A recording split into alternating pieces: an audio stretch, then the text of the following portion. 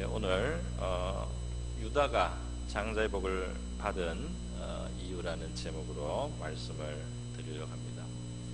유다는 이스라엘 12지파의 한 지파의 그 머리가 되는 겁니다.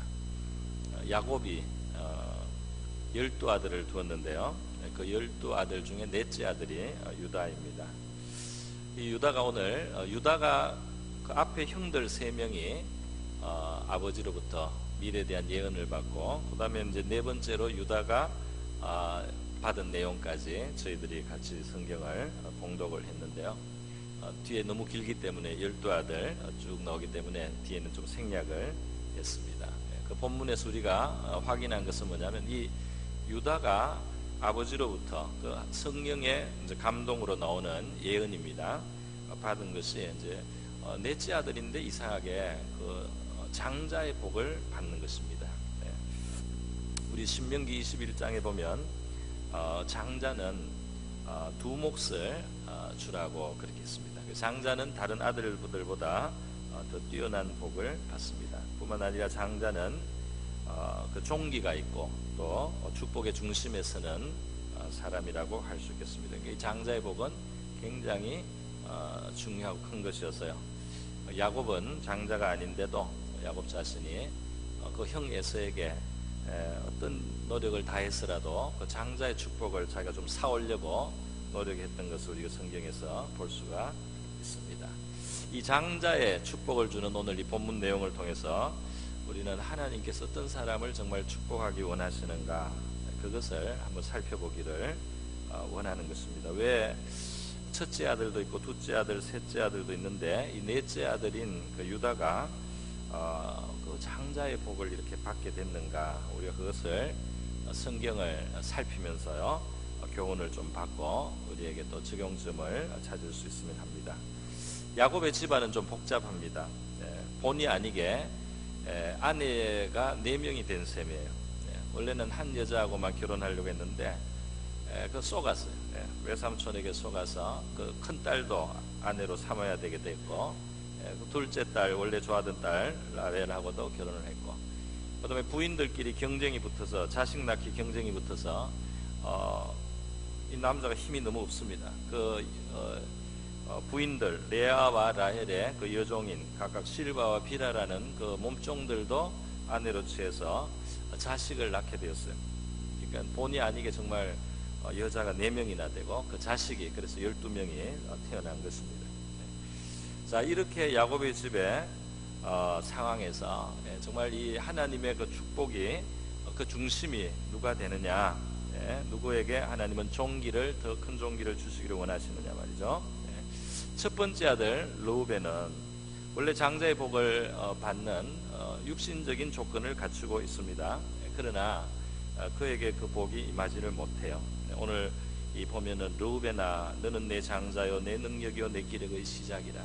그러니까 이 첫째 아들입니다. 위풍이 월등하고 권능이 탁월하다마는 물의 끓음 같은즉 너는 탁월하지 못하리. 이 탁월하지 못한다는 것이 이제 장자의 자격을 복을 못 받는다는 것입니다. 왜? 내가 아버지의 침상에 올라 더럽혔음이로다. 그가 내 침상에 올랐었도다. 그러니까 참 말하기도 부끄러운 죄입니다. 그 아버지의 침상, 그러니까 그 아버지의 여자들, 특히 그 서모 빌하가 있습니다. 그 서모 빌하와 이 르우벤은 간통 사건이 있었어요. 창세기 35장 22절에 정말 성경은 너무 이 부끄러운 이야기들을 정말 가감없이 이렇게 기록을 해요. 우리 인생의 제일 밑바닥, 제일 부끄러운 수치, 이런 걸 성경은 막 그냥 기록을 했습니다. 우리 인생의 현주소라는 거예요. 그래서 완곡한 표현으로 아비의 침상에 올랐다 이렇게 표현되어 있는데요. 이것은 이제 서모와 간통을 했다. 그렇기 때문에 장자의 그 복을 받기에는 합당치 않다는 겁니다. 사실은 그 정도의 죄라면은 그 영원히 제명이 돼야 될 것 같아요. 영구히 제명돼야 되지 않느냐. 우리 정서는 그렇습니다. 그 정도의 죄라면 영원히 하나님 백성의 이러면서 지워져야 되지 않느냐. 그런데 그럼에도 불구하고 말이죠, 그 아들로 남아있다는 것만 해도 큰 긍휼이요 은혜인 줄 믿습니다. 그 죄를 지어서 얼마나 그 부끄러움이 되었어요. 그런데 장자의 그 축복만 이렇습니다. 그리고 아들로 남아 있는 거죠. 네. 둘째와 셋째 아들이 있습니다. 그들은 시므온과 레위라고 하는데요.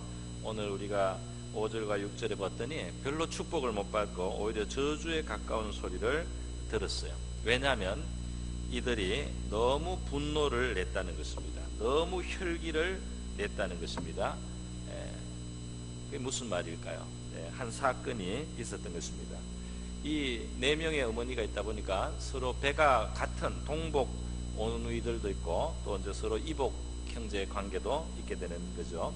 시므온과 레위는 레아라고 하는 첫 번째 부인의 자식인데 동복 누이로 디나가 있었어요. 근데 이 디나가 세겜 마을에 있을 때 그 추장의 아들 세겜이라고 하는 그 청년에게 강간을 당했습니다.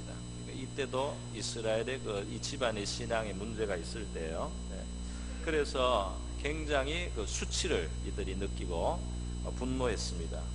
그런데 그 분노를 정당하게 그 처벌을 하거나 그렇게 했으면 좋았는데 이 시몬과 레위가 너무 분해가지고 계략을 썼어요. 그래서 그 세겜 성에 있는 모든 사람들, 그 남자들한테 속여서 우리가 서로 한민족으로 합차자고 하면서 이 할례를 받는 조건을 걸었습니다. 그래서 그쪽 사람들이 그 세겜 아들이 말이죠. 세겜이라고 하는 이 추장의 아들이 장대 이 마을의 지도자예요. 힘이 있습니다. 그리고 또 이 디나를 잘못했어요. 범했지만은 진정으로 또 사랑하게 됐다 이렇게 됐습니다. 그래서 정말 디나를 얻기 위해서 그 동네 사람들 다 설득해가지고 할례를 받게 했어요. 남자들이 할례를 받게 하니까 할례를 받고 나서는 며칠 동안 남자들이 움직이지를 못합니다. 그럴 때 이 시몬과 레위가 칼을 들고 가서 그 동네 남자들 다 죽여버렸어요. 그 동네 완전히 그냥 남자들을 그냥 씨를 말린 이런 아주 잔인한 복수를 했습니다. 물론 그 여동생이 그런 욕을 당했다는 것이 얼마나 분하겠습니까? 얼마나 그 치가 떨리. 그러나 그 죄를 지은 그 청년 하나만 처벌을 했으면 되는데요. 그 분노를 가지고 그 동네 남자들을 다 그냥 피바다를 만든 거예요. 그 노여움이 혹독하다 말이죠. 그렇게 표현됐습니다. 저주를 받을 것이다. 노여움이 혹독하니 저주를 받을 것이다. 분기가 맹렬하니 저주를 받을 것이다. 우리 화낼 때 조심해야 됩니다. 화를 도 이상 내면은 저주받습니다. 그 정당하게 우리가 이거 잘못이다 하고 그 의롭게 책망해야 되는 순간이 있을 수 있죠. 그러나 노여움이 혹독한 것은 무슨 힘도 아니고 권세도 아니고 능력도 아닙니다. 저주를 불러오는 거예요. 자기 그 도 이상으로 혈기를 부리고 화를 내는 것은 축복을 잃고 말이죠. 저주를 불러오는 무서운 죄라는 겁니다. 시몬과 레위 이 둘째 셋째 아들도 이 장자의 축복은 거리가고만 생겨버린 것이에요. 그래서 넷째 아들 이제 유다가 지금 우리 등장을 하고 이 장자의 복을 받는 내용이 굉장한 것을 볼 수 있습니다. 볼 수 있어요. 8절부터 나오죠. 너는 내 형제의 찬송이 될지라 내 손이 내 원수의 목을 잡을 것이요 그리고 내 아버지의 아들들이 내 앞에 절하리로다. 그 형제들이 아버지의 아들들이 형제 아닙니까? 그 형제들이 그 앞에 절을 하는 형제 중에 존귀를 얻는다는 거죠. 그리고 9절에 보면 사자의 비유를 했습니다. 얼마나 사자가 강합니까? 그죠? 그 강한 존재가 된다는 것입니다. 사자 새끼 그리고 웅크린 숫사자 같다 암사자 같다 누가 그를 범할 수 있으랴 말이죠. 이 장자의 그 권위가 대단합니다. 또 10절에 보면 규는 이 왕의 통치권을 상징하는 어떤 막대기 지팡이 같은 이런 것들입니다. 규가 유다를 떠나지 않는다. 다시 말해서 이 유다 지파에서 이 유다의 자손들 가운데 왕이 난다는 겁니다. 왕이 나고 왕조가 생긴다는 거예요. 규가 유다를 떠나지 않는다. 대대로 이어가는 왕의 집안이 된다는 것입니다. 통치자의 지팡이가 그 발사에서 떠나지 아니하기를. 그래서 이 실로가 오시기까지 메시아가 오실 때까지 이 집안은 그 왕의 집안이 된다. 모든 백성이 그에게 복종하리로다. 그 외에도 지금 더 많은 복이 포도나무며 또 무슨 우유며 이런 그 산물의 복을 받는 것을 또 다 하고 있어요. 뭐 얼마나 포도즙이 많은지 옷을 포도즙에 빨 정도로 그렇게 포도농사의 축복을 받는다. 그렇게 되어 있습니다. 이렇게 복을 받는다고 했어요. 자, 그래서 우리는 생각할 때 첫째 아들이 큰 잘못을 했다고 하죠. 둘째, 셋째도 또 큰 잘못을 했다. 이 큰 음행의 죄, 그리고 이 혈기의 분죄, 이런 죄들이 복을 다 그냥 날려버렸다. 그래서 이 넷째가 한 것은 별로 없지만은 축복을 받았는가 이렇게 생각할 수도 있겠는데요. 그것이 조금 무리한 생각이 됩니다. 그냥 어부지리로 받았다 이렇게 보기 어려워요. 왜냐하면 유다도 말이죠. 유다도 자격이 부족해요. 우리 창세기 38장에 보면 이 유다의 집안에 수치가 있어요. 유다 자신이 부끄러움이 있어요. 어떤 부끄러움이냐? 유다의 그 두 아들이 죽습니다. 왜 죽느냐면은 그 하나님 앞에 이게 좀 잘못해서 하나님이 쳤어요. 하나 죽고 그 며느리가 말이죠. 며느리가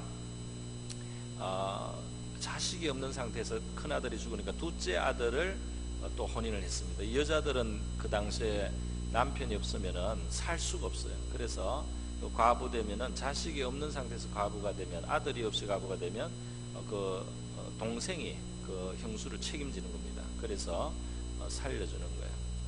그래서 둘째 아들인데 이 둘째 아들도 하나님 앞에 아주 가정했어요. 그래서 하나님이 또 둘째 아들도 날렸어요. 셋째가 이제 자라서 아직 조금 덜 자랐어요. 결혼할 나이는 안 돼. 그래서 조금 뒀다가 셋째한테 줘야 되는데 유다가 셋째 아들도 잘못될까봐 걱정이 돼서 며느리를 보내놓고는 어디 좀 보내놓고는 이 아들을 주지 않는 겁니다. 이 며느리는 과부에다가 자식이 없어서 인생이 완전히 살 길이 없게 된 거예요. 그래서 유다는 그 며느리를 이제 겁이 나서 멀리하는 거예요. 그런데 유다가 어디 갔을 때 이 며느리가 변장을 해서 창녀의 복장으로 나타납니다. 그런데 이때 유다는 부인을 잃었어요. 부인을 잃고 호라비로 좀 지내다가 그 창녀가 눈앞에 나타나니까 유혹을 받았어요. 그래가지고 그 창녀의 매춘을 한 겁니다. 그러니까 며느리 다말인지 몰라서 며느리가 씨를 받으려고 그런 거예요. 씨를. 그 집안에 씨를 받아가 그 집 안에 붙어 있으려고 말이죠. 그래서 이 유다가 자기 도장 주고, 돈이 없으니까요, 양새끼라도 한 마리 줘야 되는데 없으니까 자기 도장의 건, 그리고 자기 그 나타낸 지팡이를 잡히고 작물로 잡히고 매춘을 한 거예요. 정말 성경에 부끄러운 얘기 많습니다. 그런데 인간의 이게 모습이에요. 아마 우리가 생각할 수 있는 제일 부끄러운 것들이 성경에 막 있어요. 자, 그래서 유다가 나중에 보니까 며느리가 임신했다는 소리가 들려요. 그래서 또 이때는 시아버지 건의를 세워가지고 이거는 큰 죄단 말이죠. 남편도 없는 여자가 지금 임신했으니까 이거는 부정을 저질렀다. 이거는 화형시킨다. 그 당시에 좀 이 가부장이 권위가 컸던 것 같습니다. 그 며느리가 그 정도 죄를 지면은 불태울 수 있을 만큼 이 가족의 그런 가부장 권위가 컸던 것 같아요. 그렇게 했는데 그 다말이 나와서 말이죠. 그 지팡이하고 그 도장 시아버지 거를 꺼내놓는 겁니다. 놓고 이게 누구 건지 바로 이 주인 때문에 내가 임신을 했습니다. 이렇게 된 거예요. 그러니까 어떻게 됐겠어요? 완전 이거는 정말 충격의 충격입니다. 그래도 유다가 거기에서 이제 그래도 인정했어요. 사실을 받아들였어요. 다 내 탓이다. 그래서 내가 셋째 아들 줘야 되는데 셋째 아들 안 주다가 이런 일이 일어났다. 내 잘못이다 하고는 그제야 그래도 겸손하게 자기 탓으로 돌렸어요. 그리고 그 며느리가 낳은 자식들이 이제 유다의 자식이 돼가지고 베레스와 세라가 유다의 후손으로 남게 됩니다. 여러분, 그랬어요. 정말 엉망이지 않습니까? 한국식으로 말하면 콩가루 집안이에요. 그렇지 않습니까? 정말 창피해서 말을 못할 지경이에요. 창피해서 말을 못합니다. 이런 수치가 있는 거예요, 그 집안에. 그 유다가 어떻게 이 장자의 복을 받을 수 있느냐 말이죠. 우리가 생각할 때 그것도 좀 문제가 있지 않느냐 싶은 것입니다. 그런데도 어떻게 이 유다를 아버지 야곱은 마지막에 말이죠, 이 하나님의 영이 그 아버지를 감동해서 이 유다를 축복하는데 이 장자의 축복을 준다. 놀라운 것 아닙니까? 그죠? 우리가 여기서 한 가지 배울 수 있어요. 반드시 죄가 축복을 영원히 상실하는 것은 아니다 하는 걸 걸 알 수 있습니다. 이 죄는 사실 복을 잃게 만들어요. 죄는 복을 상실하게 합니다. 다가오는 복이 흩어집니다. 죄 때문에. 그럼에도 불구하고 영원히 그래서 하나님하고 멀어지고 하나님의 축복에서 멀어지지는 않고 복이 또 올 수가 있는 겁니다. 지금 시몬과 레위 둘째와 셋째도 저주를 받았는데요. 맹렬한 분노 때문에 저주를 받았는데요. 저주받아서 흩어지는 저주를 받았습니다. 7절에 보면 그들을 야곱 중에 나누며 이스라엘 중에 흩으리로다. 이거는 제대로 모여 살지도 못하고 그냥 산산이 흩어진다는 겁니다. 둘째, 셋째는 이런 저주를 받았어요. 그런데 나중에 우리가 성경을 보면 이 시몬과 레위 중에 레위는 복을 회복합니다. 하나님 앞에 철저히 헌신을 해요. 이 창세기 때는 저주를 받으면 그 다음 시대 출애굽기 시대에 레위 지파가 하나님 앞에 철저하게 순종을 하고 철저하게 헌신을 합니다. 그래서 복이 또 오는 거예요. 복이 오는데 어떻게 오느냐? 흩어지는 것은 저주로 받아서 흩어질 수밖에 없어요. 그러나 흩어져서 망하는 것이 아니고 흩어져서 이스라엘의 하나님의 빼신 백성 레위 지파의 제사장 일과 제사장의 보조 일을 하면서 백성 사이에 흩어져서 특별 임무를 수행하는 그런 종기를 받게 됩니다. 할렐루야. 죄 때문에 저주받았지만은 하나님 앞에 또 다시 회개하고 철저하게 헌신을 하니까 말이죠. 그 흩어진 자리에서 그게 복으로 또 바뀌었어요. 그러니까 죄는 무섭습니다. 죄는 축복을 깨트리고 상실하고 날려버려요. 그럼에도 불구하고 회개가 있고 하나님 앞에 바로 서게 될 때 이 저주는 벗겨질 수 있단 말이죠. 그것이 바뀌어서 다시 화가 복의 모습으로 바뀔 수 있단 말이죠. 그것을 성경이 말씀하고 있습니다. 자, 그리고요 오늘 우리 유다가 그러면 어떻게 이렇게 복을 받았느냐 했을 때요, 이제 이야기를 조금 배경이 있습니다. 그게 뭐냐면은 이 12아들이 배가 서로 다른 4배에서 이 12아들이 났으니까요. 이 서로 알력이 있어요. 더군다나 야곱은 진짜로 자기가 아내 삼으려고 했던 여자는 그 중에 하나밖에 없어요. 라헬밖에 없어요. 그 라헬이 낳은 2 아들이 있습니다. 많이 놓지는 못했어요. 요셉과 베냐민이라는 11번째, 12번째 아들이에요. 그래서 이 야곱은 말이죠. 그 11번째, 자기가 정말 좋아했던 여자가 첫 번째 낳은 그 요셉을 너무 사랑했어요. 그 다른 아들들보다 이 아들 너무 편애를 했습니다. 이게 이제 실수를 한 거예요. 속으로 좋아할 수는 있겠지만은, 속으로는 약간 차이가 날 수 있지만은, 그래서는 안 되는데, 약간 이 야곱이 지혜가 없었습니다. 막 편하게 그냥 막 편애를 했습니다. 야곱에게만 알록달록 색동옷을 입혀줬어요. 다른 아들 다 틱틱하게 하고요. 다른 아들 다 일 보내고 야곱만 집에 있게 하고, 이런 식으로 편애를 하니까 형들이 요셉을 좋아하겠습니까? 미워해요. 요셉이 약간 또 센스가 부족해요. 그래서 자기 자랑하고 이랬습니다. 자기 자랑하면 미움받지 않습니까? 자기 자랑하고 이러다가 형들이 너무너무 미워하는 거예요. 그래서 형들이 어느 날은 정말 날을 잡아서 작정을 해서 요셉을 죽여버리려고 작정을 했습니다.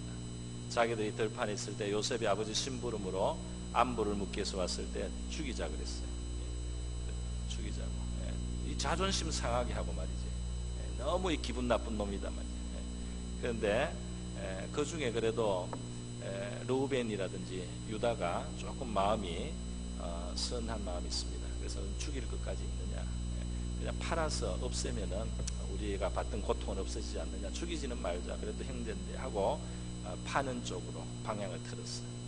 요셉이 죽지 않고 팔려갔습니다. 형제들은 양새끼 한 마리 잡아가지고 요셉의 옷에다가 요셉의 옷을 뺏어서 찢고 양피를 발라서 나중에 아버지한테 들고 갔어요. 이거를 우리가 주었는데 이거 혹시 요셉 거 아닌가요? 하고 물었어요. 아버지는 내 아들이 들판에서 짐승에게 찢겨 죽였구나, 이렇게 알고는 이제 쏘갔습니다. 쏘고 그렇게 이제 통탄을 했습니다. 요셉은 팔려가서 애굽에 가서 갖은 고생을 다 하는 거죠. 노예로 팔려갔으니까 온갖 고생을 다 하는데, 그 온갖 고생을 다 해도 하나님이 함께 하세요. 할렐루야. 온갖 고생, 억울한 일을 당했지만 하나님이 함께 하시니까요, 조금씩 형편이 나아져요. 또 억울한 일 또 당하고, 또 감옥에도 가고, 죄 없이 감옥에도 이렇게 자꾸 되는 것 같았는데, 하나님께서 요셉과 함께 하시니 놀라운 기적이 일어납니다. 어떻게 됩니까? 요셉이 말이죠, 이략 그 나라의 총리가 되는 놀라운 꿈 같은 일이 일어나는, 그 감옥에서 만난 사람의 꿈을 해석해주고, 그 나온 사람이 나중에 바로 앞에 서서 이 요셉을 친 거예요. 그래서 바로 왕이 자기가 고민하는 그 문제를 요셉한테 이야기했을 때, 요셉이 하나님께 받은 그 해몽하는 능력으로 꿈을 해석해주고 말이죠, 이 애굽이 살 길을 제시해줍니다. 그러니까 바로 왕이 너무 감탄해가지고 요셉이 그 자리에서 그냥 총리로 올라가는 겁니다. 할렐루야. 그런 참 드라마가 일어났어요. 그래서 요셉은 애굽에 가서 총리를 하고 말이죠, 그 나라의 풍년을 관리하고, 그 나라에 또 대기근이 왔을 때 대기근 때 그 양식을 팔고 관리를 하는 아주 높은 권세에 있습니다. 자, 이런 상황이 됐는데 이 형제들이 말이죠, 이 가나안 땅에 이제 대흉년이 가나안에도 들었어요. 먹을 게 없습니다. 그래서 양식이 애굽에 밖에 없다, 이 소문을 다 이제 아는 거예요. 애굽에 가면 양식을 살 수 있다더라. 그 양식 사러 애굽에 온 것입니다. 애굽에 왔는데 요셉 앞에 서야 되는 거죠. 근데 요셉인지 몰라요. 이제 복장도 다르고, 이제 말도 애굽말 하면서 통역시켜서 이렇게 하니까 그 요셉이라고는 꿈에도 상상 못 하니까요. 애굽 사람식으로 딱 있을 거 아닙니까? 그래서 형제들이 양식을 사러 왔다고 하니까 집에 대해서 꼬치꼬치 묻습니다. 혹시 내 동생 베냐민도 해치지 않았을까? 베냐민 그 형제들에 대해서 다 물은 다음에 그 오늘 여기 안 온 아들까지 다 물어요. 그렇게 하고는 양식을 팝니다. 그래서 요셉이 다음에 양식을 사러 올 때는 그 막내 동생 꼭 데려와야 된다, 이렇게 조건을 하나 겁니다. 그래서 가요. 그런데 이제 양식을 사와서 지내다가 또 계속 7년간 기근이 드니까요, 대기근입니다. 양식이 또 다 떨어졌어요. 또 애굽에 가야 되는데, 사랑하는 아내 라헬의 그 첫 번째 아들 요셉은 들판에서 짐승에 찢겨 죽었는데, 이 고다음 남은 베냐민 막내 아들을 또 데려가야 된다고 하니까 야곱이 보낼 생각을 안 하는 거예요. 굶더라도 이 막내 아들까지 잃으면 나는 못 산다 말이에요. 그랬더니 르우벤이 아버지한테 이야기를 하고 이래도 안 통해요. 근데 유다가 나중에 내가 꼭 책임을 내가 다질 테니까 이 베냐민을 좀 데려가게 해달라고 아버지한테 간곡하게 부탁을 해요. 그러니까 야곱이 그때는 또 너무 먹을 게 없는 상태가 오래돼가지고 이제 항복을 했어요. 어쩔 수 없다, 베냐민 데려가라 그랬어요. 베냐민 데리고 이제 왔습니다. 요셉이 또 만나는 거예요. 근데 이때 요셉이 그 형님들을 테스트합니다. 양식을 다 이제 파는 것처럼 하고는 돌려보내는 척 하면서 자기가 쓰는 귀한 물건, 그 총리의 은잔을 베냐민의 양식 자루에다가 몰래 집어넣게 한 거예요. 그래 가는데 신하들을 보내가지고 추적해서 따라잡았습니다. 총리의 은잔이 없어졌다. 너들 중에 도덕이 있는 것 같다. 다 자루를 풀어라. 풀게 했어요. 은잔이 베냐민의 자루에서 은잔이 발견된 겁니다. 다 끌려왔어요. 그래서 요셉이 그 형들 앞에 말하는 겁니다. 내 이 은잔을 도둑질하고 무사할 줄 아느냐? 이 은잔을 훔친 베냐민은 여기에 남아라. 여기에 내가 감옥에 쳐넣고 있겠다. 아무도 그리고 다른 사람은 내가 죄 없는 걸로 인정하겠다. 다 돌아가라. 이 베냐민만 여기 남겨라. 이렇게 했어요. 만약에 형들이 요셉을 미워했듯이 요셉의 그 동복 동생 베냐민도 미워했다면, 아이고 그 아버지 사랑을 또 요셉 이어서 받았던 이 베냐민을 합법적으로 우리가 애굽에 버리고 돌아올 수 있는 좋은 기회다, 이렇게 생각할 수 있지 않겠습니까? 그 형들의 자세를 보는 거예요. 그런데 형들이 요셉을 팔았던 거, 그 아버지의 마음에 고통을 준 걸 그동안 회개하고 있었어요. 우리가 정말 죄를 많이 지었다 말이죠. 죄를 많이 지어서 지금 어려운 일을 이렇게 당하고 있다. 그런데 이 사태를 어떻게 해결할 줄을 모릅니다. 근데 이때 말이죠, 유다가 총리 앞에 나서는 거예요. 요셉에게 자기 동생인지 모르고 이제 말합니다. 뭐라고 했습니까? 이 내 동생 베냐민, 이 베냐민과 우리 아버지는 생명이 하나로 결탁되어 있습니다. 하나로 묶여 있어요. 이 아이를 만약에 못 데려가면 우리 아버지가 죽습니다. 그래서 우리 아버지가 슬퍼하면서 죽게 되니까 안 됩니다. 내가 아버지한테 약속한 것도 있습니다. 그러니까 총리시여, 나를 여기에 감옥에 잡으십시오. 나를 여기에 버리십시오. 여기 내가 이 베냐민의 벌을 대신 받게 해주십시오. 그리고 내 동생 베냐민은 아버지한테 갈 수 있도록 해주십시오. 이렇게 했어요. 대신 자기가 그 벌 받는 자리에 가겠다는 겁니다. 그 애굽의 감옥에 혹은 노예로 거기에 붙잡혀 있겠다는 겁니다. 이게 쉬운 일은 아니지 않겠습니까? 이거 쉬운 일은 아니에요. 왜냐하면 영원히 이제 노예로 사는 거예요. 아니면 감옥의 죄수로 사는 거예요. 이제는 완전히 자기 인생을 잃어버리는 겁니다. 왜? 누구를 위해서? 아버지를 위해서, 베냐민을 위해서. 그 아버지가 또 살아계셔야지 자기 집안 전체가 제대로 되니까 그 아버지까지 비통하게 죽게 하면 이 집안이 다 깨진단 말이죠. 그러니까 이 전체 집안을 위해서, 또 아버지를 위해서, 다른 형제들을 위해서도 내 하나가 죽어야 되겠다, 내 하나가 나를 완전히 잃어버려야 되겠다, 이렇게 생각을 한 거예요. 유다가 위대한 일을 한 것도 아닙니다. 위대한 성취를 하고 위대한 정복을 하고 위대한 능력을 가지고 무슨 위대한 일을 한지 않고 이 집안을 위해서 자기 하나가 그냥 썩고 죽는 자리를 자청을 했어요. 그렇게 했을 때 그 모양을 보고 말이죠, 이 요셉이 마음에 이 형들이 정말 회개했구나, 내 동생을 미워하지 않는구나, 그리고 자기들의 죄를 뉘우치는구나. 그리고 이 형 유다는 특별히 이제 이기적인 사람이 전혀 아닌 거죠. 동생 미워하고 팔아먹고 뭐 죽이거나 팔아먹고 이런 형제가 아니고 이 형제를 위해서나 아버지를 위해서 자기를 완전히 버리고 희생할 수 있는 그런 마음을 이제 가졌다는 것을 보았어요. 그러니까 요셉이 그냥 감동이 되었어요. 마음이 북받쳤어요. 그래서는 그냥 울게 되고 형들한테 이제 자기를 드러내게 돼서 자기 정체를, 내가 바로 요셉입니다. 요셉입니다, 형님. 내가 요셉입니다. 아무도 안 믿어요. 나중에 이제 모양도 바꾸고 이렇게 해서 하여튼 설득을 하니까 요셉이구나. 전부 다 놀랐어요. 그리고 무서워하는 거예요. 자기들이 지은 죄가 얼마나 큽니까? 죽이려고 하다 팔아먹어서 인생 하나를 완전히 베려버렸잖아요. 자기들은 그렇게 했잖아요.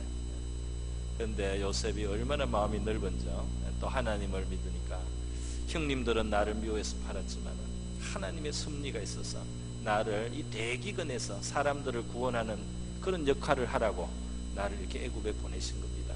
그러니까 너무 그것 때문에 괴로워하지 말고, 이제 하나님이 다 하신 일이니까 형님들은 괴로워하지만 내가 복수할까봐 겁내지 마십시오. 내가 다 책임지겠습니다. 우리 집안 다 책임지고 형님들, 가족들, 자녀들까지 내가 다 먹여 살리겠습니다. 이렇게 아주 그냥 요셉이 형님들 오히려 위로하는 그런 사건이 나오는 거예요. 자, 우리가 이 사건을 보면서 알 수 있는 것은 그거죠. 이 유다가 말이죠, 그 베냐민 대신에 자기가 애굽에 붙잡혀 있는 노예가 되겠다, 혹은 죄수가 되겠다, 이렇게 했을 때 자기를 던져서 전체를 살게 하는, 자기 집안을 살리려고 자기를 그냥 바친 겁니다. 제물로 바친 거예요. 그렇지 않습니까? 이것이 장자의 모습이다, 이겁니다. 할렐루야. 이것이 장자의 모습이다. 내 하나가 중요한 것이 아니다 말이죠. 내가 이 전체를 살리기 위해서라면 내 하나가 희생하는 그 자리에 내가 가겠다.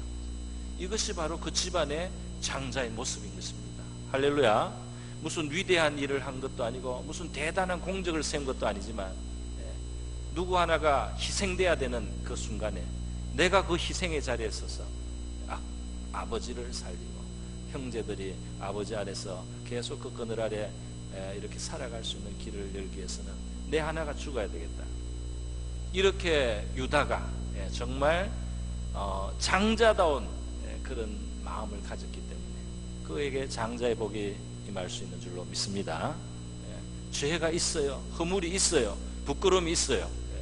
그러나 그가 정말 장자다운 그 마음으로 했다 이거죠. 오늘 우리의 모습 속에 우리의 이기적인 마음이 그 12아들 다른 아들 그 11아들 중에 내가 여기에 베냐민 대신에 있겠습니다. 아무도 말을 못하는 거예요. 그렇지 않습니까? 상황은 어렵고 곤란하게 되었지만은 내가 베냐민 대신에 여기 감옥에 있을 테니까 우리 동생은 보내주십시오. 아무도 감히 그까지는 못 나가는 거예요. 어떻게 자기 인생을 그렇게 완전히 포기할 수 있겠어요? 자기 처자가 딸려 있는데 말이죠. 유다가 그렇게 했단 말이죠. 오늘 우리 세상에서도 누가 정말 머리가 되고 누가 정말 다스리는 자가 될 것이냐 이렇게 했을 때 말이죠. 하나님은 분명히 그렇게 보신다는 거예요.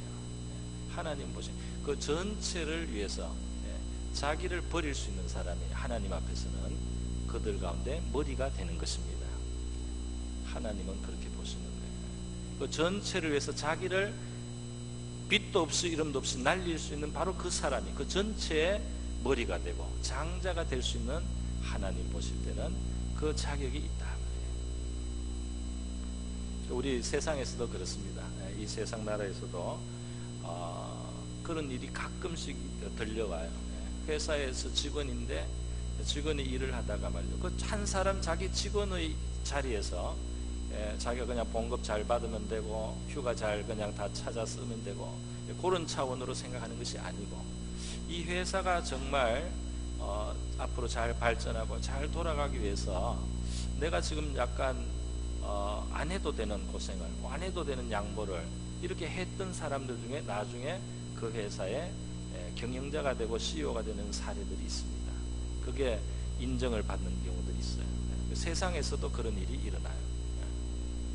마음가짐이 이미 CEO의 마음이에요.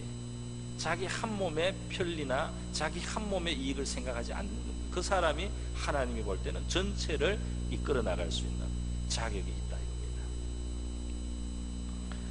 여러분 이렇게 해서요 한 사람의 그 희생이 그를 장자로 오히려 만들어줬는데 우리는 바로 이 유다의 모습 속에서 우리 주님의 모습을 발견하게 되는 거죠. 예수님의 모습입니다. 물론 예수님은 유다처럼 지저분한 죄가 없습니다. 하나님의 아들이고 지극히 거룩하세요. 그럼에도 불구하고 책임지는 자리, 나쁜 것을 다 쏟아부어 가지고 자기가 한 몸에 지고 가는 그 자리에 선 그분이 바로 우리 주 예수 그리스도신 거죠. 저와 여러분의 그 죄와 저주와 그 비극의 자리에 스스로 그것을 취하시고 한 몸에 감당하시고 그 저주의 자리에 스스로 서시고 그 고통을 감내하시고 받으셔서 그래서 그것을 다 당하시는 그 예수님 하나님의 아들 그분이 하나님 앞에 영원히 하나님 나라의 영적인 맏아들인 것입니다. 할렐루야. 우리가 그의 형제라고 불림을 받는 거예요. 물론 수준이 다르지만 그래도 그 사랑으로 그렇게 불러주시고 그를 맏아들이라고 하나님의 나라에서는 말하는 것입니다. 그 영광과 존귀가 예수께 영원히 예수님께 있어요. 할렐루야. 왜 그렇습니까?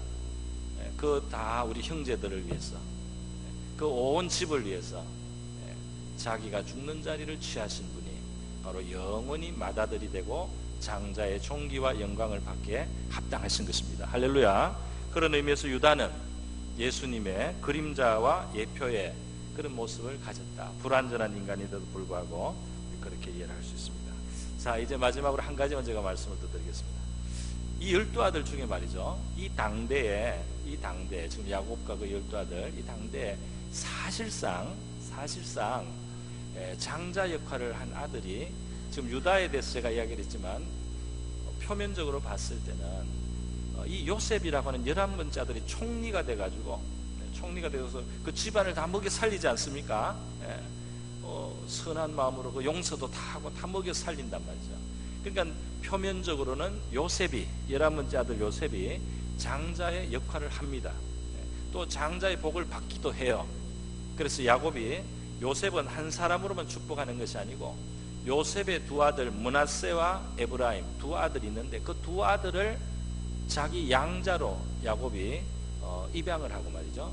이 자기 손자들인데도 불구하고 이 요셉의 두 아들을 다른 아들들하고 같은 레벨로 만들어주는 거예요. 그렇게 나중에 축복해 주는 거예요. 다시 말해서 무슨 말이냐면 요셉이 두 몫을 차지합니다. 할렐루야. 그래서 그 두 아들 에브라임과 므낫세가 이스라엘 12지파 중에 나중에 큰 몫을 하는 지파들이 돼요. 그렇게 됩니다. 현실적으로 그렇게 당대는 요셉이 장자로 실제로는 역할을 했습니다. 그 복도 받고. 그러나 장구한 역사 속에서 하나님은 요셉 지파가 아닌 이 유다 지파를 장자로 축복해 주셨어요. 그 죽음의 자리에 대신간 그 유다를 그 장자의 축복을 해 주셨어요. 그 왜 그런가? 하나님의 선택이겠죠. 하나님의 선택입니다. 마태복음 1장에 보면은 예수 그리스도가 태어나시는 이 집안의 족보가 쭉 나와요. 예수께로 이어지는 족보가 쭉 나옵니다. 그걸 보면 아브라함, 이삭, 야곱의 12아들 중에 유다, 그리고 유다의 자식 중에 이렇게 해서 쭉 내려와서 예수님께로 족보가 이어지게 돼 있어요. 그 족보를 보면은 그 족보에 여자가 3명이 나오는데 그 여자들과 그 아들을 낳는 그 사람들과의 관계가 다 좀 정상이 아닙니다. 정상이 아니에요. 믿음이 있기는 하지만 원래 출신이 창녀였던 라합이 그 족보에 들어가 있어요. 그 다음에 그 시부에게 그 자식을 낳은 다말도 그게 들어가 있어요. 그리고 솔로몬이 취하였던 우리아의 아내 밧세바가 들어가 있어요. 우리아의 아내가 들어가 있어요. 그러니까 아주 부끄러운 이야기를 성경이 했습니다. 그리고 이 족보 속에 이런 일도 있었다 쭉 하고는 쭉 해서 예수님이 나오셨어요. 그 죄인들의 세계를 쫙 보여주시고 그 메시아의 족보 속에까지 인류는 죄인의 모습이에요. 참 부끄럽습니다. 그런데 여러분 바로 그 부끄러운 인생들의 구세주가 필요한 겁니다. 그 바로 부끄러운 바로 이 세계이기 때문에 피로 죄를 씻으시는 구원자가 오셔야 되는 겁니다. 하나님의 아들이 희생을 해야 되는 겁니다. 그리고 그 죄에서 건지실 수가 있는 겁니다. 할렐루야. 죄인을 구원하러 오신 겁니다. 그래서 여러분 이 부끄러움이 있는 유다지만은 그리고 또 한편은 예수님을 닮은 그런 모습이 있는 그 유다를 하나님께서 택하셔서 장자로 축복하신 것은 뜻이 있지 않겠습니까? 뜻이 있는 거예요. 그 죄인들도 축복의 자리에서 배제되지 않고 부끄러운 사람도 존귀와 영광으로 하나님이 축복하실 수 있다는 사실을 하나님이 유다를 장자로 택해 주심으로써 드러내신 줄로 믿습니다. 허물과 죄가 있어도요 하나님 앞에 우리가 회개하고 자랑할 것이 없는 자지만 정말 하나님의 마음 앞에 우리가 진실하게 행할 때 그리스도를 닮은 모습을 취할 때 거기에 우리 하나님이 주시는 놀라운 은혜가 있고 축복이 있을 줄로 믿습니다. 바울도 베드로도 말이죠. 자랑할 것이 없는 상태에서 하나님을 섬기게 되었어요. 그래서 그들이 모르고 잘못하거나 알아도 연약하여서 그렇게 비겁한 모습을 가지고 이렇게 하면서도 하나님께 그것들을 버리시지 않고 사용해 주셨습니다. 자랑할 것이 없는 사람들, 그러나 하나님의 은혜 앞에서 감사하고 회개하면서 중심으로 하나님을 섬기는 이러한 우리 모든 성도들이 영적인 장자의 복을 받게 될 줄로 믿습니다. 우리 이 시간 우리 다 같이 한번 기도하겠습니다. 우리 주님을 위해서 또 다른 사람을 위해서 나를 비울 수 있는 또 배려하고 나의 유익을 뒤로 내려놓을 수 있는 바로 그러한 정신이 하나님 앞에 얼마나 귀하고 축복이 되는가.